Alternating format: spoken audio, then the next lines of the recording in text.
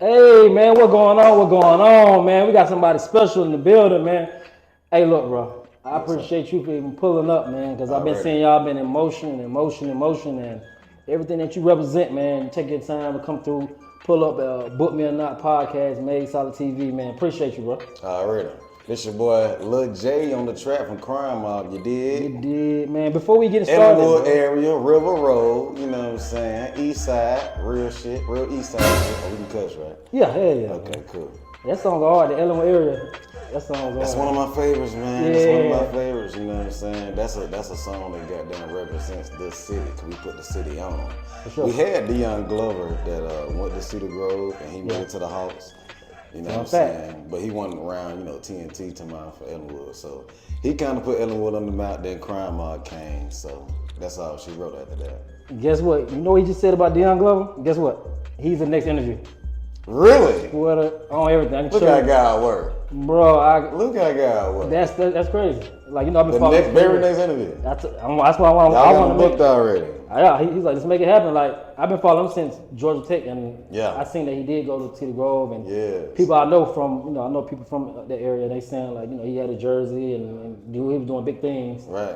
for the school and all It's a that. big thing, man. Yeah, It's a he, big he thing. got people that are, related that I know that related to him and all that. And I always like, I always followed his career for a long time. I said, man, you know Right. what? I wanna, but I ain't really put a connection together the two like that. And you just Amen. said, I'm like, this is Yeah, man. this wild. So yeah, man, Ellenwood's a city that a lot of people came from, the West and East Atlanta and stuff like that, man. But we all just collab in goddamn Ellenwood. Did I dirt over there? Before we even get started, anything, man. Long live Rah man. I just want to get that out the way, man. Yeah, man. It's one thing hearing about the news, Right. and it's another thing actually posting the picture. Cause I was looking at interviews, I was looking at videos he did, and just think about the times that we had growing up. A lot of people don't know this, but Crime Mob and his clique used to beef back in the day. Not only them, but Southside Mafia, SMG, some Latonia dudes. But Ra was a real one, man. He was always fresh. He always had the cars. He always had the clothes. He always had the hoes. So all that shit ain't no fluke. So one day we had patched it up. You know what I'm saying? Because I don't know why people hated on Crime Mob so much. I don't know, cause we made a song. I mean, we never say nothing about nobody. We were just doing our fucking thing at like 16, 17 years old. And it wasn't even him, it was just the people around him. For sure. And the same thing with every kind of clique. Yeah. You always got the outsiders. Oh yeah, man, we should talk about them Crime Mob, and we should talk about whoever, you know what I'm saying? Yeah. But nah, man, so one day, like, we just got tired of it. We were like, man, we can't be looking out all over our shoulder and shit, trying to see if somebody there at the club trying to jump us or trying to get the fighting with us, trying to shoot us and shit like that. So one day we just patched up at the atrium, and we walked over there to the aquarium, and they coming back to me talking about some Lil Jay, come on man, Lil Jay, now they cool. They say we want to patch it up. Let's make amends with all this shit. So we go over there, dap it up, all right, bam. And it was like, oh gosh. It felt good, cause Yeah, no, for sure, man. listen, man, we don't want no ops out here. Right. I don't matter where you from, you a street nigga, hood nigga, whatever. You know what I mean? It's not a good feeling that you got to look over your shoulder all the time. Right. Even though our age and that time period wasn't really shooting like that. It wasn't no shooting like that. It was just We're fighting. we fight. And then you cool the next day. And then you cool like that. But you talking about Yeah. 50 people on that side, 50, somebody gonna feel some kind of way. So it was songs going back and forth. And then, me and Ra, the heads of the clique had to come up, with a plan to make everything work. So he had met me at Wesley Chapel, Okay. you know what I'm saying, on the east side or whatever. And we met up at the studio and we just chopped it up. And then we started laughing about everything, you know what I'm saying? We laughed about all the bullshit we was going through.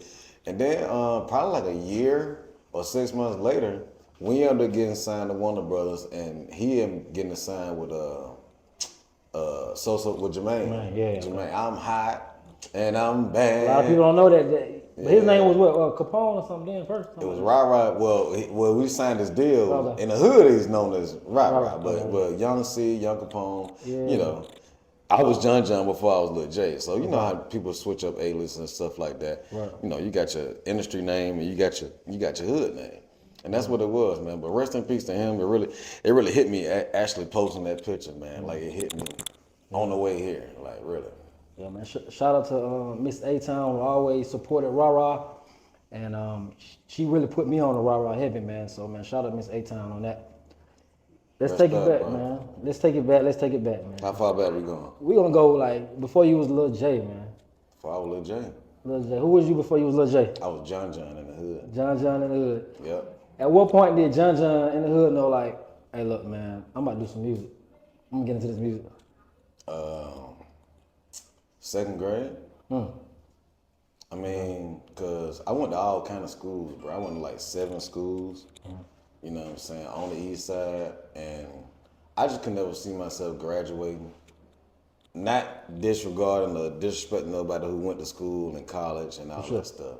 But I just knew I had a goal in mind and I had a passion. What I wanted to be an entertainer. You know what I'm saying? That's all I wanted to be, was an entertainer, you know what I'm saying? So, started off making beats on the table with 2 pens, or with my knuckles, and then 2 pens, you know what I'm saying, doing all that. So then around by 7th, 8th grade, this around by 98, 99, they gave me Fruit. What the fuck is this? I was making beats on the computer. You know how you get a computer? I don't know if y'all remember. But it's a program called Windat. It's like a stock program that come with the computer, you know what I'm saying? They give you a little mic and all that shit, and you got to go to Best Buy or somewhere to get a webcam or whatever. So I had to put the sounds on, recorded the shit like that or whatever. I was making beats that way. So then when Fruit Loops came by, it made everything so easy, you know what I'm saying? So I used to sell beats in middle school and stuff like that. And I was making a name myself, not only beating on the table, I started rapping. Shit, man. I remember when they filmed Drumline. I was in the 10th grade, they filmed Drumline, man.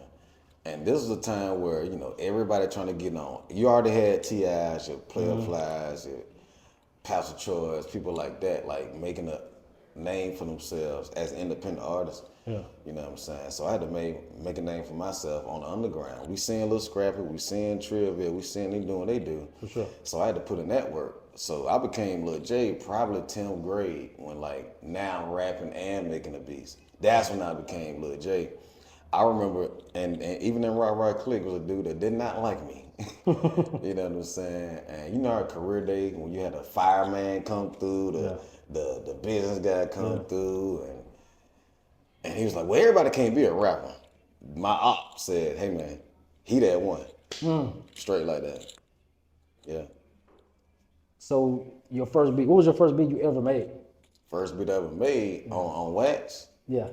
Probably one of the ones I made on them little bitty ass tapes. Okay. You gotta rewind that motherfucker back and then put it in there, and you gotta say your verse on that. But it was like, that was my way of getting into how music is supposed to be composed and put together and stuff like that. So it was like a Halloween beat. The pianos in there with Halloween with the white masks and shit. So it was one of those kind of beats. Yeah. Yeah. So let's fast forward it. Knuck If You Buck. What's the tell us the process of Knuck If You Buck? Long process. Probably like 8 different versions of that song. But why 8 different versions? Yeah, it's probably like, why is it 8 different versions? We had other songs other than Knuck If You Buck. Right. That was just a song we would just, cause like Jock and Big Man from Crime Mob, they would come over there and just write, just record hooks. And it was up to me like, all right, let me see if this hook fit with this beat. Let me put this with that. So I was putting those hooks towards other beats. Knuck If You Buck, it was pretty. First it was Knuck If You Buck, nigga. It wasn't Knuck If You Buck, boy. It was Knuck If You Buck, nigga. Knuck If You Buck, nigga. I was like, nah, man, change nigga, put boy in there. Say boy instead of Knuck If You Buck, nigga. So shout out to Money Black, Psycho Black, you know what I'm saying, from Crime Mob. Shout out to boy. So we did that, and then I had made a beat, man. I was going to Six Flags, and that beat got inspired by my homie Doc Jam, Pastor Troy, Count, Master P, just like all that Atlanta South shit. Yeah. I made my own version of all that shit. Yeah. You know what I'm saying? So I finally put the hook on there. I did my verse, wrote my sister verse, wrote Diamond's verse, and you know that's all she wrote. But some people went to jail, some people came out. I put Diamond in the group, so she had to get on there. So yeah, as you see it, you know it is what it is, and we still popping as we speak. For sure. Did you know when that song hit, like, okay, yeah, this the one, or it's like, okay, there's just another song I made, let's keep moving? Another song. I mean, we thought it was cool, but I thought we had, because being from Ellenwood, we had more street songs. Right. Nookie You Butt like a commercial street song. Gotcha. You know what I'm saying? Yeah. It's more like a commercial street song. Gotcha. You know, like, how can I compare this? If we do basketball, let's say Nookie You Butt was Stephen Curry, but the gutter gangster shit, like a name of basketball player who just don't give a fuck. Trey Young? No. I ain't talking about that. I ain't talking about cut from a different cloth though. Oh, you talking about, oh, gotcha. I thought you talking about who's just on the court, just don't give them, like. Nah. I ain't talking about just fucking around. I'm talking about like, you know what I'm saying? I'm talking about like on some, it was on they just different kind of songs. It wasn't like this pretty gangster shit. It was like real gangster shit. Yeah. You know what I'm saying? But we always thought we was gonna get signed off that. But everybody, the hood loved Nookie You Butt. They were like, no, that's the one. Yeah. But we didn't realize that. Like nobody goes in the studio and say, hey man, I'm finna make the hardest fucking song ever. Nobody, when Lil Wayne to go in there and say, man, I'm gonna make Bling Bling today, he probably just heard the beat and say, Bling Bling. And then everybody like, damn, Bling Bling is that one. Yeah. It kind of go like that. Yeah. So, your sister. Mm-hmm. Okay. Princess. Yes. Was she rapping before, or y'all always rap before, you know, she got into the group and all that? Was she already rapping everything, or how did that transition happen? No, she was not rapping. Okay. She was nominated most talented in school, so she could have did acting. She could have did baseball, basketball. I mean, she was on all the little teams and shit. It was only the point where, like, I modeled certain of those songs after 3 6 Mafia because they had Gangsta Boo and Lil Chat in the group. Yeah. So you know, it's hard too. Yes, and rest in peace Gangsta Boo. Right. So just one day, you know, I'm writing a song and I'm like, damn, I need a female verse. I'm like, let me go downstairs and get my sister. So I let her rap on it or whatever, and she did it perfect from A to B. You know what I'm saying? Took her a couple of times to get it right, but that's how she eventually got in the group. So now my homies calling me like, who was that? I said, that's my sister. You know what I'm saying? It's a song called, it's still on the internet, C to the R to the IME, you know what I'm saying? So she's on there rapping. Then Diamond eventually came. The boys did not want her in the group. Neither one of them in the group at all. I mean, they vouched for my sister because she really kind of snapped, you know what I'm saying? Yeah. But as far as Diamond, like, nobody really didn't want them in the group like that because Crime Mob was boys, you know what I'm saying? But I had a bigger vision than just the boys in the group. For sure.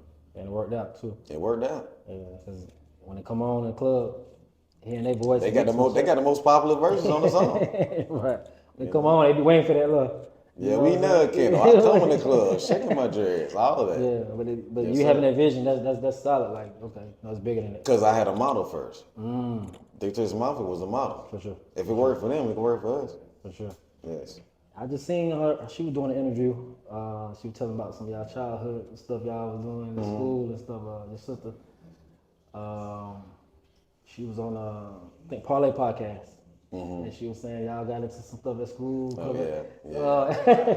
I got into it with the teachers. And tell me about that, man. All right. So in the mornings when you get off the bus, they let you play basketball and shit in the gym. You know, you got to sign up for that shit. Everybody didn't come there. Like the real basketball players, they ain't studying that because they can do that shit anyway. Yeah. So I think we was done playing basketball. The bell from the ring. And my homeboy Rio, he's like, man, your sister up there fighting. He just said it so nonchalant. Like, almost like saying, man, you got some gum on your shoe or some shit like that. He said it so nonchalant. So your sister up there fighting. I said, where? So I was sitting there, she got down, I ran across the goddamn gym, the whole, like the court, like one side on this side, ran a whole across the gym. I didn't know who she fighting. I'm hitting them too. And I'm like, oh shit, oh damn, got down. So they both brought us down. She done kicked her ass. Now I done hit the damn teacher and the girl. So, we went downstairs, they, put us in the principal's room or whatever. Everybody looking at us like, oh shit, did you see that? Oh my God, did you see that shit? So then my dad came and he didn't even get mad because we both got suspended at the same time. That's his firstborn and his first daughter, you know what I'm saying? So we go to the principal's office and then we go home. We got suspended for like 3 days. My mom come home, say, I got a call from work saying the kids got suspended. Yeah, they got the fine. Vanita got the fine, and then her brother came and saved her. I'm like, all right, now we good. That was like our first little fight together, going against somebody else. But I ain't know the fucking. I ain't know it was a coach. I didn't even know she was fighting a girl. I just saw somebody in the middle of the bleachers. That's all I saw. But when you hit the teacher though, you knew it was the teacher when you hit the teacher. Did you know? I probably did. I probably did. At that moment, you really can't even pinpoint who. You just like whoever grabbing who. I'm swinging on everybody. Yeah. Everybody gets it. That's my fucking sister. How you talking about? I don't give a fuck who it is. So she actually posted too or something about y'all. Daddy said something about like now a lot of rappers making all that and. Something about you saying like, well, I'm gonna be one of them. Yeah, So, I just thought about that. Yeah. All right, so in Atlanta they had these little conventions, like they be selling TVs and VCRs. This is like back in 2001 or something like that. So they got this World Congress Center or the Omni or whatever it was. So we walking down and I'm like, Dad, I'm gonna be performing there. Like, this how hard manifestation is when you speak your shit into existence. I'm like, well, Dad, in 4 years, I'm gonna be performing right there. Oh, well, do you know how many the statistics is for how many rappers come out, how many ball players come out? It's only like 1 in a million. I said, well, Dad, I'm that motherfucking one. Yeah. I said, I'm that one. 4 years later, P. Diddy is introducing us on that same building that I pointed at. That way. I put in the work, though. A lot of people don't put in the work, man. You got to put in that fucking work. This shit don't come easy. Nah, it was sacrificing going outside, playing basketball, football, fucking around with bitches, going to the skating. All that shit had to stop. I had to focus on Fruity Loops and learn how to work this goddamn program, listen to different music that's coming out, going to the club, networking with people. Meeting this DJ, meeting this person. You never know. This person might be your lick. So that's what it was for me. I had to sacrifice all that shit. Man, I love that you said sacrifices. What if you never made them sacrifices? Where do you think you'll be at now? Hello, welcome to McDonald's. Can I help you? Nah, I just playing. I wouldn't have been that damn bad. Not that damn pushing 40. I don't know. Nah, I had in my mind as a young age, because see, my mom, I'm a Michael Jackson fanatic. For sure. My mom and dad grew up off of music. I mean, they like music fans, like fanatics, you know what I'm saying? So it was always, how mom be like, it's Friday, come on, we gotta clean this kitchen. She playing Diana Ross and my dad playing Lionel Richie. My uncle's big Ice Cube fans. My other uncle played piano for Elvis. They was in a band, so I had music all in me, you know what I'm saying? It's just about, I didn't see myself pushing no fucking broom or being no damn cop or nothing like that. You know what I'm saying? I always see myself as an entertainer, so I did anything in my power to get to that. And it came with that sacrifice. You know what I'm saying? A lot of people didn't make it this far because they didn't. They didn't want to do them free shows. They didn't want to spend their money or lack thereof on flyers or stealing cars to go see this promoter or whatever. So it just took sacrifice, bro. Thanks, man. And a lot of groups like that too. Because when I see Franchise and D4, I'm like, they probably went through the same shit we did. Yeah. Most definitely. Man, I like how you said you spoke to existed, man. Why is manifesting so important, man? Like people out there manifesting and saying what you want to be and actually doing it, man. Like because we grew up as Christians, we got the foundation. We grew up as Christians. My mom's side and my dad's side, both of their fathers was preachers. You know what I'm saying? So we was in the church all the time. I couldn't even listen to rap till I was like 15 years old. You know what I'm saying? So Christianity and God, believing in God and believing in the Bible, that was heavy in our family, in our household. So that's always first. That's always first. So when the Bible said, you will have what you say, you really gonna have what you say. So I grew up on that mantra, you know what I'm saying? And I used to dream about, Remember the show Fresh Prince? Yeah. How they had that big ass house and all that. I used to dream about that shit. You know, you gotta not only say it but think it, and then practice that shit and think. You know, act like you are already there. I used to be practicing dances and shit on the camera. I had a little camera and shit. I'm practicing the dancing and shit. I'm memorizing Mr. Moombastic and MC Hammer and goddamn Vanilla Ice and shit. I'm memorizing this shit. I'm pretending like I am that guy, and it just. You know, it happened. What does Ellenwood mean to you? It means everything, man. It's a stomach grind. You know, the people that grew up there before I came, you know, they set the foundation. I came in, they protected me, they loved me, they supported me, and they was there at every goddamn show until we got signed and we had to, you know, tour the world. But Ellenwood means the most to me. You know, that's our first big house. We didn't know houses exist like that out there.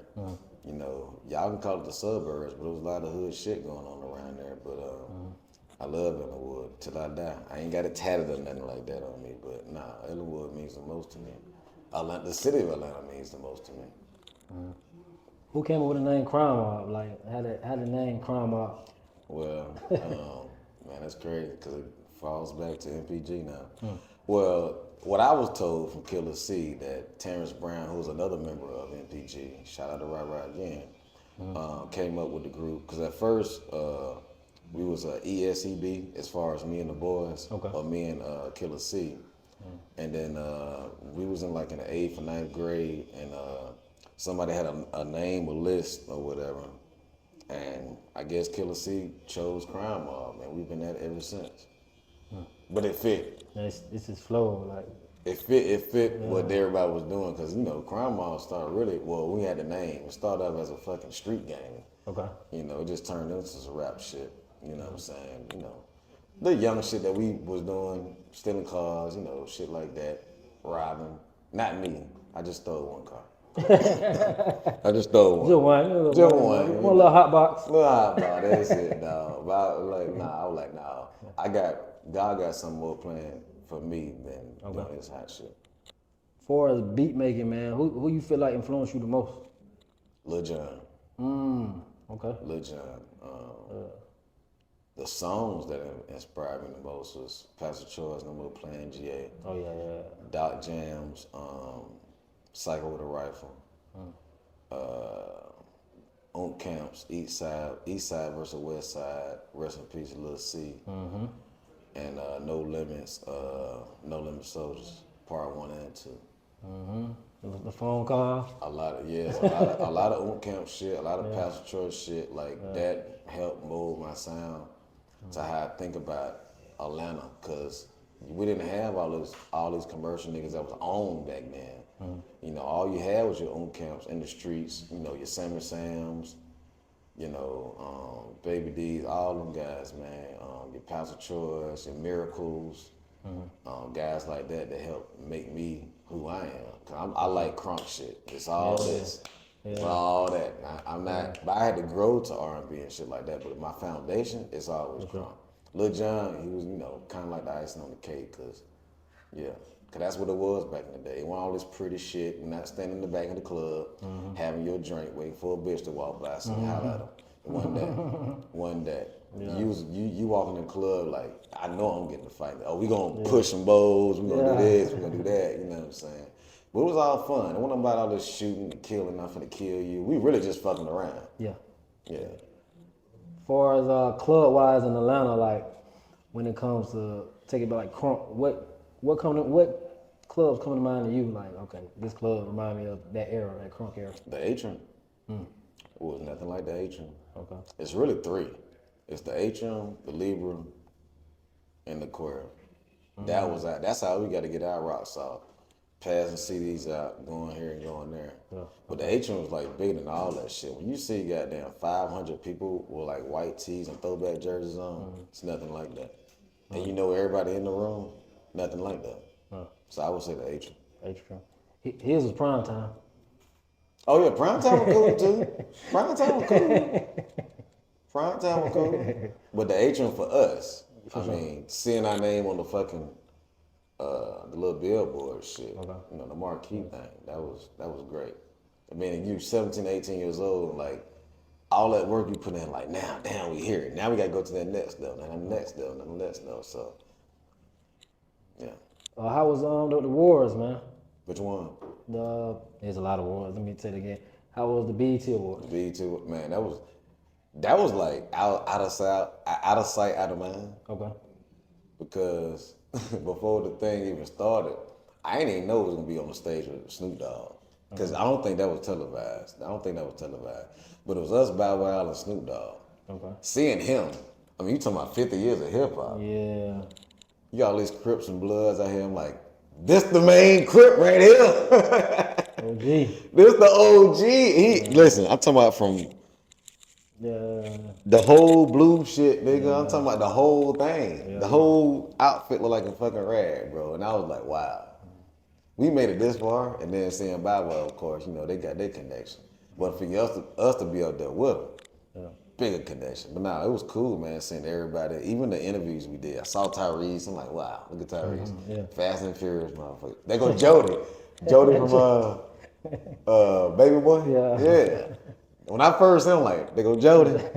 They go Jody.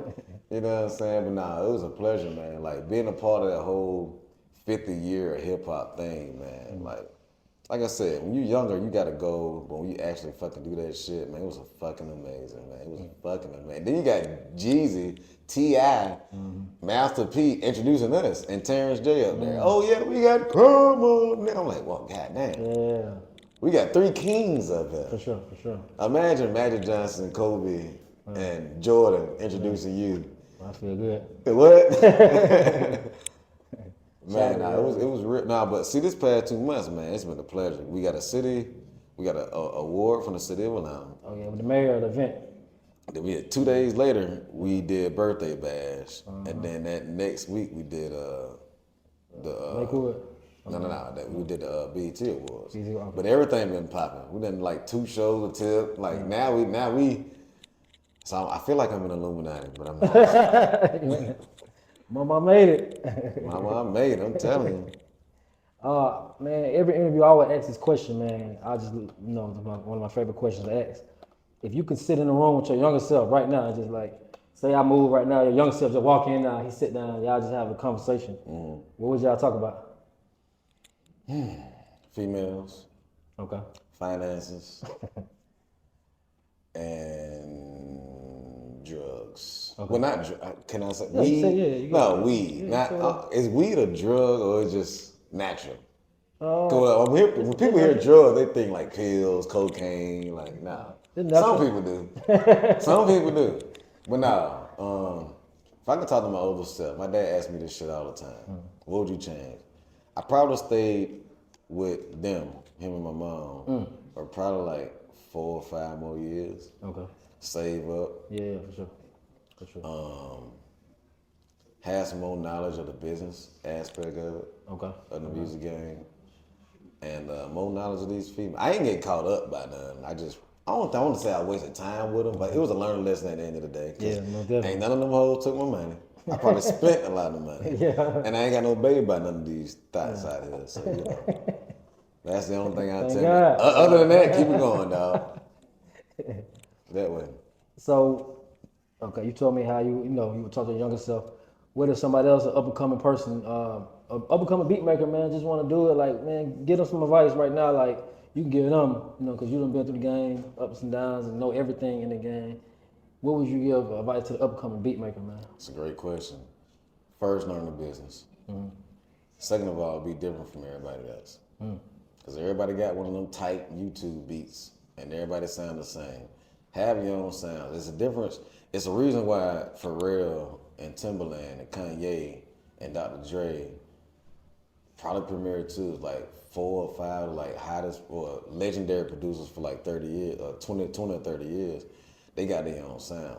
A lot of these producers, you can hear and you can recreate, but to be original is totally different because you got to have your own sound to distinguish yourself from the next guy.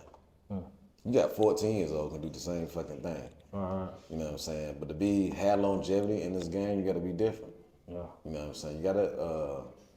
I would start out making my own sounds, coming up with my own tag, You know, just being different. Everything got to be hood shit. You can make some R&B shit or some off the wall outcast shit that somebody might like.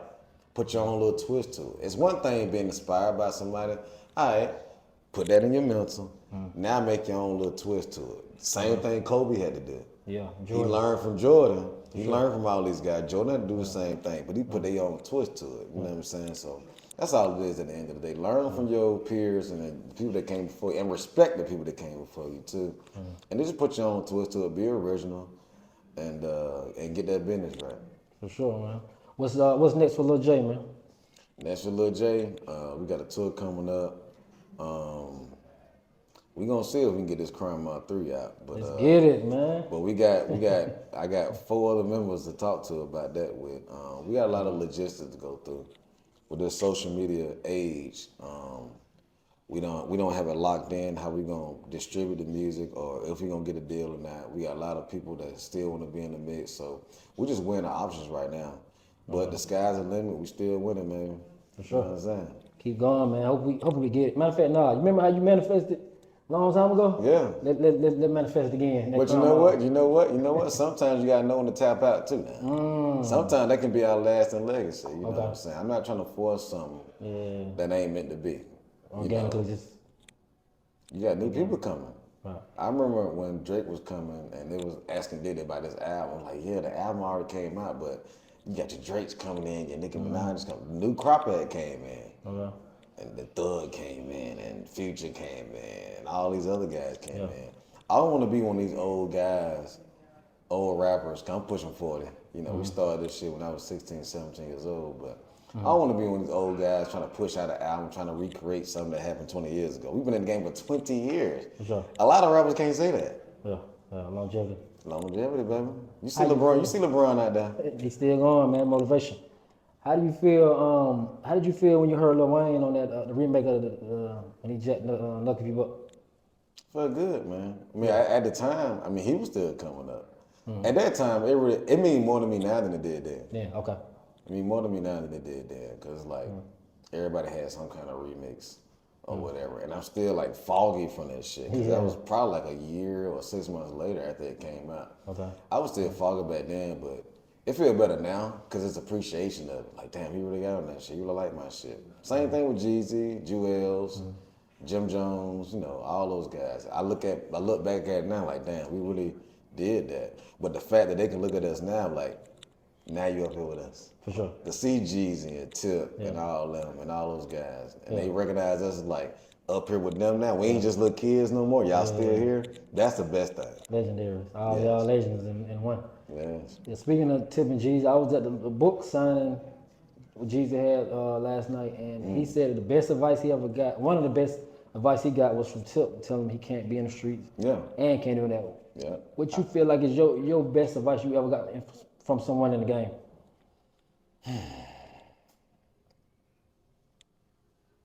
I ain't getting that kind of advice. It's just that came to a point, I don't know if it's me or just the way I come off sometimes. And this game could be, that's the dirty side. A lot of people don't want to help. You know what I'm saying? I done asked several producers, like, come on, man, let me go over there, pick your brain, where you stay at, come on, I want to learn too. Some people don't get that advice or whatever. So it's not one thing I can tell you that several, probably CeeLo. When I asked about the transition, remember he was in Goody Mob, and then he was just at the hotel the other day too. He was just kicking. When I said, how did you make that transition from Goody Mob to Nars Barkley? Making this gangster shit, and now you on butterflies and pink suits on and shit. He said, man, just be yourself, man, you know, because, like, it's some kind of fear factor that'll come with that. Like, damn, I'm gonna be singing now. I ain't got my gold teeth in. Now I'm wearing this butterfly shit. You know, before all these other rappers were doing that crazy outfits and shit. But he just said, just be yourself. That's probably the best advice I can say. Other than that, nah, these niggas don't give a fuck. For sure. So in my eyes, maybe they give somebody else advice, but probably not me. For sure. Man, before we get out of here too, man, what's some... How many bitches I fucked in the game? Oh, man. Yeah, how many? Probably like... How many? Just I was playing the Crazy. Yeah, I just want to know what's good advice you can give the people, you know what I'm saying, trying to make it happen, man. Use a rubber. Nah, man. Like, nah, man. We done lost a lot of people in the years. You know what I'm saying? That gang shit really don't cut it like that, man. You know what I'm saying? Just stick with the music and keep your nose clean. Make sure your business good. Don't get caught up with these scandalous bitches because they will set your ass up. You know what I'm saying? And just keep believing in your dream, man. And, you know, play by the rules and you'll succeed. What if somebody say, man, I really want a relationship, but I want success too? How you feel about having a relationship and having success at the same time? It depends on what kind of chick you got. Because she got to believe in your campaign just as strong as you is believing your own campaign.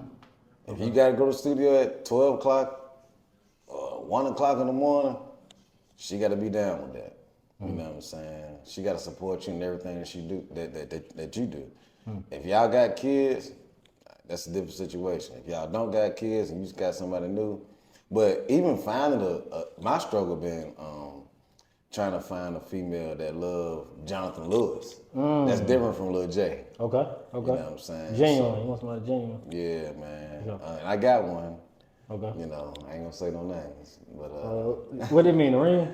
yeah, I stole her ring in church. But no, that be one of the hardest things, man. Cause you see all these artists out here like on these reality shows and shit. You know what I'm saying? They hopping to this guy, and all this shit is broadcasted around the whole world. You gotta know what you want, and then settle with somebody who really like you for you. I got a friend that don't care about my money, my status, and all that stuff.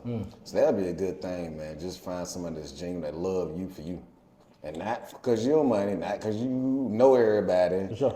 You know, she gotta love you for you. She ain't around you because you know Lil Jay or T.I. or Jay-Z or whoever. No, she ain't trying to get no extra tickets and all this bullshit. No, she really love you for you. You feel like what you feel like social media and relationships? How you feel about that? Social media has teared up everybody's shit, like Boosie said, because it makes lesser females feel like more important. Okay.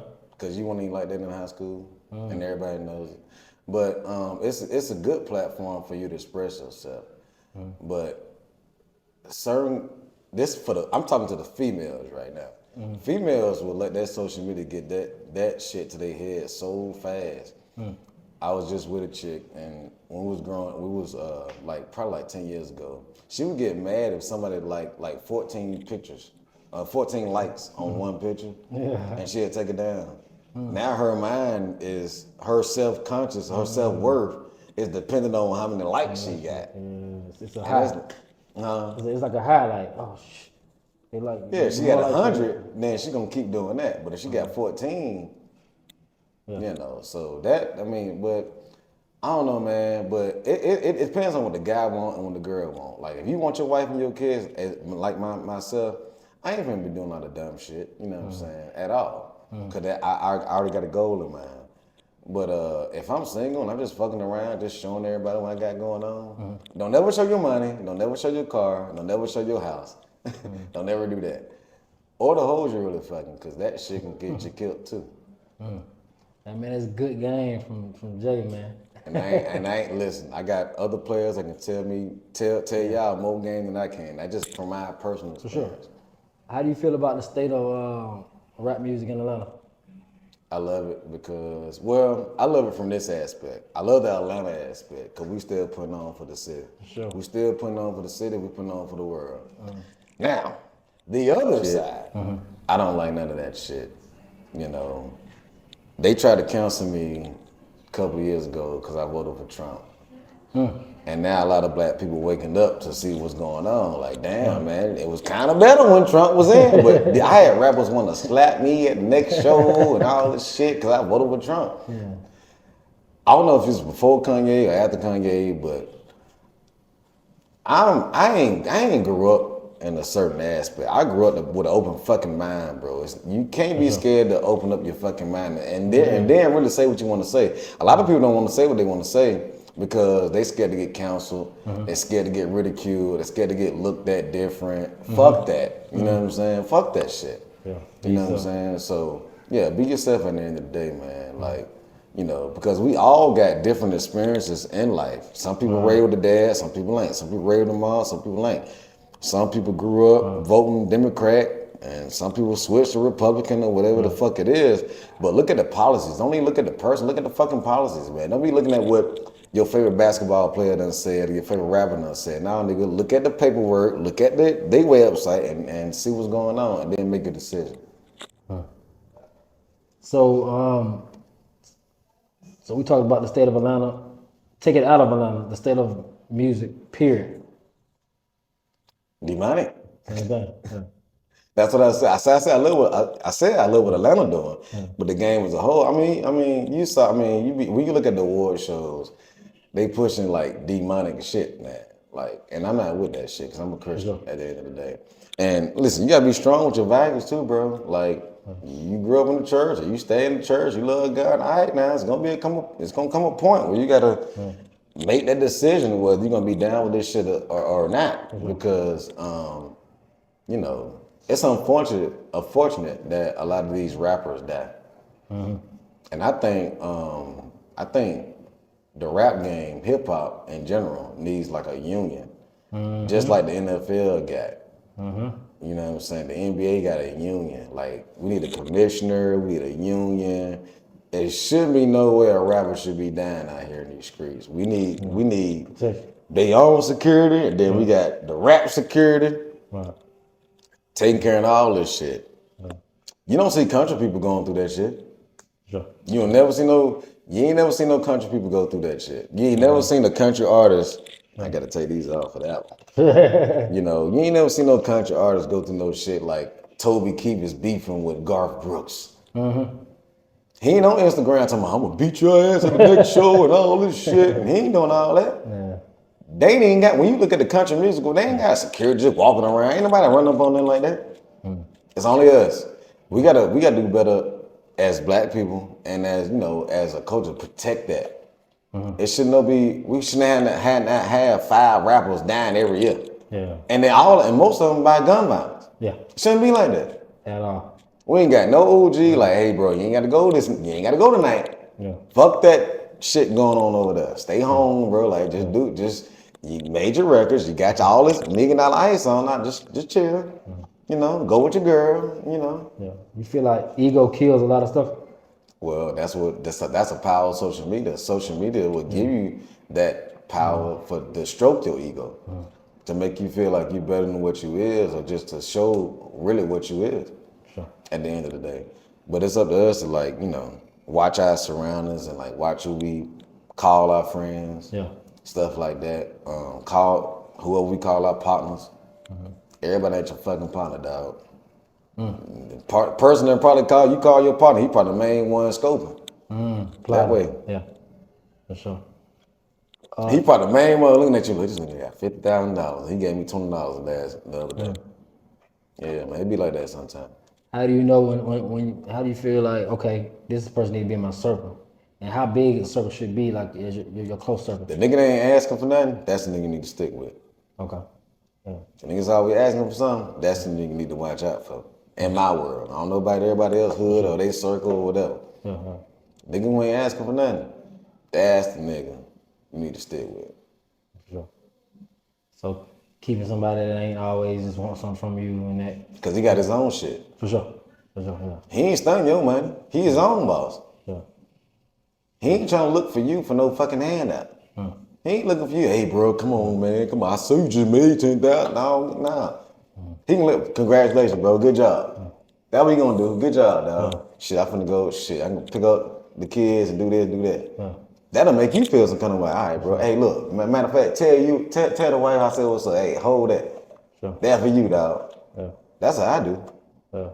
The niggas always on watching you. Oh damn, bro. Oh shit. Let me hold something, bro. God damn, dog. Damn, bro. That nigga you need to watch out for. Yeah. legacy, man. When it's all said and done, with your name, what you want your name to be attached to? Like, what you want to be known for, man? We put on for the city, man. 50 years of hip hop. We made one of the crankest songs. Not even just Atlanta, but just for the world. Cause you got people sampling our song and putting our shit in movies and skits and movies, you know, all that shit, man. Hey, man, Crime Mob, Lil Jay on the track. We came in, we did our thing. And when it's time for us to go, it's time for us to go. Salute y'all, and we thank y'all. Thank y'all. So can we get him on record saying that he gonna be a part of this web series? I want to be about the first one. Okay, gotcha. Okay. Yeah. Make sure we record. I will be at the first comedy series. If I ain't got no show that day, I'm definitely coming. Okay. Yeah, it's gonna. Okay. All right. Now we're gonna get him on record saying that he gonna be a part of the web series. So once he don't do it, we're gonna run this tape back and be like, question mark, what happened? If I don't have nothing, and he recording too. We got somebody recording the background. If I don't have nothing to do, I promise you I will be here for the first comedy web series right here in this chair with my 1800, with the 1800 in my book bag, and my cigarettes. Hey, is it documented? Oh, we good. You heard it here first. It's your boy Lil Jay on the track. You dig? Yeah. Hey man, like I said, man, we appreciate everything that you're doing, man. I just, for myself, man, this is my outro. Thank you for being humble. Thank you for being a leader. Thank you for being yourself. Thank you for, you know what I'm saying, what you did for the city, man, just being you, man. Like, you know, you can't go nowhere else in the world and not hear what y'all did. And they can never take that from you. People say whatever about anything, but nothing. They can never take that, what you did. I appreciate everybody, man. Yeah. Appreciate everybody. Yeah, man. Let them know anything else you got coming up or anything you want to say. Listen, watch out for Crime Mob 3. Whenever we get around to it, it's coming. For sure, man. Yeah. In divine time, it's going to happen, man. Like I said, man, this is Book Me or Not podcast. Matter of fact, since this is Book Me or Not podcast, why should they book you or not? Say what now? Why should they book you or not? Some shit, bitch. You should book me because I'm the shit. If not, either way, we straight either way, man. Appreciate you, man. Madesolid TV, man. Directly with G. We're here with a legend, man. Lil Jay. This is only part one. Yeah. He gonna be like, you know how like Boosie be on Vlad? That's how, you know, I'm gonna have him keep coming like that. Invite me anytime, man. Invite me anytime. Hey, appreciate it. We out, man. Part one. Yes, sir.